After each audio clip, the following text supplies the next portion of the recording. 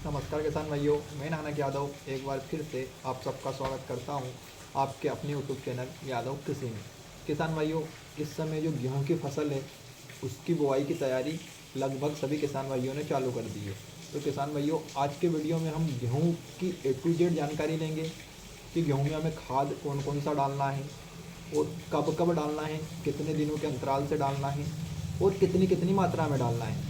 उसके बाद में हमें कौन से एनपीके का स्प्रे करना है या फिर एनपीके के साथ किसी फंगीसाइड या फिर किसी और टॉनिक का स्प्रे करना है, उसके बारे में भी आज के वीडियो में हम संपूर्ण जानकारी लेंगे किसान भाइयों। तो वीडियो में अंत तक बने रहिएगा और अभी तक आपने हमारे चैनल को सब्सक्राइब नहीं किया है तो हमारे चैनल को सब्सक्राइब करें, तो जो बेल आइकन है उसे प्रेस करें ताकि जो आने वाला वीडियो है वो आप तक आसानी से पहुंच सके। तो आइए वीडियो को फटाफट स्टार्ट करते हैं। सबसे पहले बात करते हैं खेत की तैयारी पर। जी हाँ किसान भाई, जब हमारा खेत पूर्ण तरह से तैयार हो जाए कि अब हमें बोना है, बोने से पहले जो हम लास्ट कल्टी या रोटावेटर जो भी करते हैं उस समय हमें क्या करना है कि 1 कुंटल डीएपी और उसके साथ 15 किलो पोटास और 10 किलो जिंक, इन तीनों को मिक्स करना है किसान भाइयों। और 1 एकड़ में इस चीज़ को हमें छिड़काव करना है और छिड़काव करने के बाद में या तो हमें इसे रोटावेटर कर देना है या फिर जो हमारा पाटा आता है, खंबा आता है, उसे फेर देना है किसान भाइयों। तो ये हमारा खेत तैयार से पहले का हो गया। इससे क्या होगा किसान भाइयों कि जब हमारा गेहूँ उगेगा, उगते समय ही उसे जो पोषक तत्व है उनकी पूर्ति होगी, उसकी जड़ गहरी जाएगी और जो हमारी फसल है वो हरी भरी रहेगी किसान भाइयों। उसके बाद में बोने से पहले हमें गेहूँ को उपचारित करना है। बिना उपचार किए हमें गेहूँ को नहीं बोना है। तो उपचार में हम किसान भाइयों कार्बन डाई मेनकोजेब और प्लस थाइमोथोक्सोम 30% एफएस ले सकते हैं। बहुत ही बढ़िया, सस्ता और बहुत ही शानदार उपयोग है इन दोनों चीज़ों का किसान भाइयों। कार्बन डाई मेनकोजेब की अगर हम बात करें तो कार्बन डाई जो मेनकोजेब है वो 5 से 10 ग्राम के हिसाब से और 2.5 से 3 ml प्रति किलो के हिसाब से हमें थाइमोथोक्सोम लेना है। इन दोनों चीज़ों को मिक्स करके बीज उपचार करके किसान भाइयों हमें बोना है।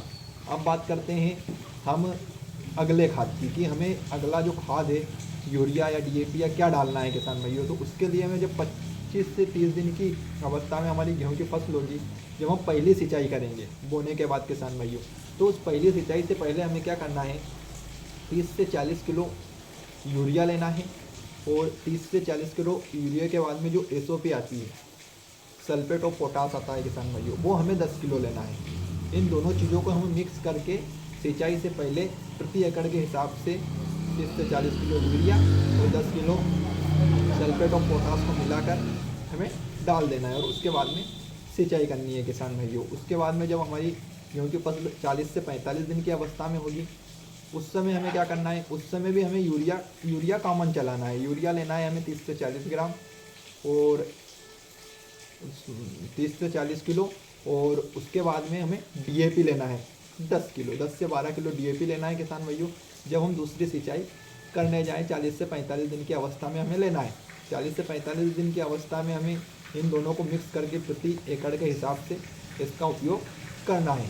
इसके बाद में हमारी जो फसल है वो बाली निकलने का समय आ जाता है 65 से 70 दिन का किसान भाइयों। उस समय हमें क्या करना है, उस समय हमें सिर्फ सिंगल एसओपी डालना है, यानी कि जो सल्फेट ऑफ पोटास आता है वो 12 से 15 किलो प्रति एकड़ के हिसाब से सिंगल डालना है।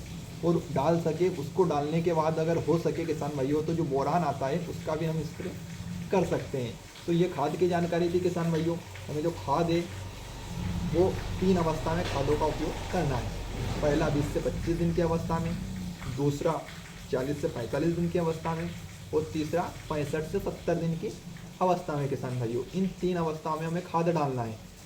अब बात करते हैं हम स्प्रे की कि हमें स्प्रे कौन कौन सा करना है गेहूँ में और किस चीज़ का करना है।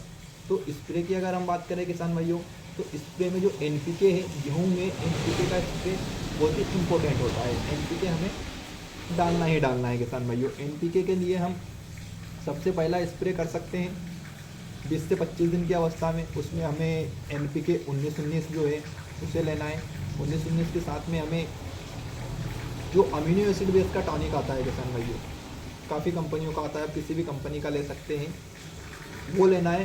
प्लस उसके साथ में ह्यूमिक एसिड लेना है। ह्यूमिक एसिड हमें कॉमन चलाना है, सभी स्प्रेयों में ह्यूमिक एसिड का स्प्रे करना है, क्योंकि ह्यूमिक एसिड जो है वो जड़ मजबूत करता है, जड़ों के साथ साथ जो हमारी मिट्टी की उर्वरक क्षमता है उसे बढ़ाने का भी काम करता है, और पोषक तत्वों को भी पौधे तक अवेलेबल कराने का काम करता है। तो सबसे पहले हमें 25 से 30 दिन की अवस्था में NPK 19-19 1 किलो प्रति एकड़, प्लस जो अमीनो एसिड बेस का टॉनिक है वो लेना है 200 से 250 ml प्रति एकड़, और ह्यूमिक एसिड लेना है 300 से 350 ग्राम प्रति एकड़ के हिसाब से। इन तीनों का हमें पहला स्प्रे करना है 25 से 30 दिन की अवस्था में। दूसरा स्प्रे किसान भाइयों हमें 40 से 45 दिन की अवस्था में करना है। उसमें हमें NPK 13-40-13 लेना है। जी हाँ किसान भाइयों, 13-40-13 के साथ हमें ह्यूमिक एसिड कॉमन हो गया।